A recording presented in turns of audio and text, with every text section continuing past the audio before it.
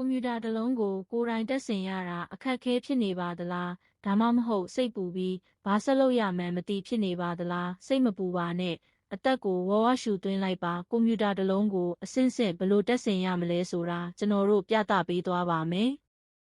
အရင်ဆုံးကွန်ပျူတာဘူးတွေကပစ္စည်းတွေကိုထုတ်လိုက်ပါပြီးရင်ပလတ်စတစ်ဖုံးတွေနဲ့ကတ်ထားတဲ့တိတ်တွေကိုခွာထုတ်လိုက်ပါကွန်ပျူတာကိုမတက်ဆင်ခင်သင်ရဲ့လုပ်ငန်းခွင်နေရာဘယ်နေရာမှာထားမလဲပစ္စည်းတွေကိုဘယ်လိုစီမံမလဲဆိုတာကိုအရင်ဆုံးစီစဉ်ထားပါဟဲ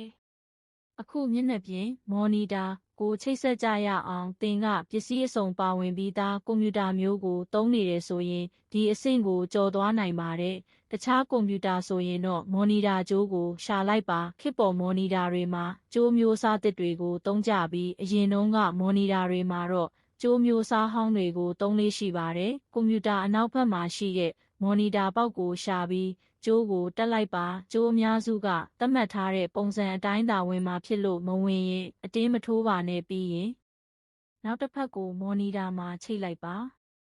အခုကီးဘုတ်နဲ့မောက်စ်ကိုတက်ကြမယ်သူတို့ကဝါယာကြိုးပါတဲ့အမျိုးအစားဆိုရင်ကွန်ပျူတာမှာပါတဲ့ချိတ်ဆက်ပေါက်နဲ့ချိတ်ရမှာပါကွန်ပျူတာမှာပါတဲ့ဘယ်ပေါက်မှာမဆိုတက်လို့ရပါတယ်ကီးဘုတ်မှာပေါက်ပါရင်မောက်စ်ကိုကီးဘုတ်မှာလည်းချိတ်လို့ရပါတယ်ကြိုးမဲ့မောက်စ်နဲ့ကီးဘုတ်ဆိုရင်တော့နည်းနည်းကွာခြားပါတယ်တချို့ကကွန်ပျူတာမှာပါတဲ့နည်းပညာနဲ့ချိတ်ရပြီးတချို့ကတော့အပိုပစ္စည်းတစ်ခုခုထပ်လိုပါတယ်ဒါမျိုးဆိုရင်တော့အသုံးပြုနိုင်ဖို့အတွက်ကွန်ပျူတာနဲ့တစ်လုံးစနစ်တကျချိတ်ပေးဖို့လိုပါလိမ့်မယ်ချိတ်ဆက်ပုံအသေးစိတ်ကိုတော့ပစ္စည်းပါလာတဲ့လမ်းညွှန်စာအုပ်မှာဖတ်ကြည့်ပါအခုဆိုရင်စပီကာသို့မဟုတ်နားကျက်တွေကိုချိတ်လို့ရပါပြီအတန်ပလက်နဲ့ဆိုရင်ကွန်ပျူတာအရှိဒါမှမဟုတ်အနောက်မှာရှိတဲ့အစိမ်းရောင်အပေါက်လေးမှာတက်ပါတချို့စပီကာနဲ့နားကျက်တွေကတော့ချိတ်ဆက်ပေါက်အမျိုးအစားသစ်တွေကိုသုံးကြပါတယ်။နောက်ဆုံးအဆင့်အနေနဲ့မီးကြိုးတွေကိုတက်ပြီးမီးထိုးကြရအောင်မော်နီတာအတွက်တကြိုးကွန်ပျူတာအတွက်တကြိုးဆိုပြီးကြိုးနှစ်ချောင်းရှိပါလိမ့်မယ်အားလုံးကိုမီးပလက်မှာထိုးလာ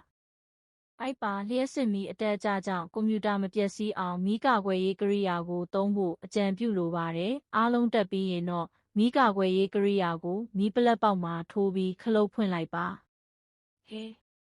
ပြီးသွားပါပြီသင်ရဲ့လုပ်ငန်းခွင်လေးကိုကျေနပ်ရဲ့လားဆိုတာတစ်ချက်လောက်ပြန်စစ်ကြည့်လိုက်ပါပြီးရင်တော့ကွန်ပျူတာကိုစတင်ဖွင့်လိုက်ရုံပါပဲ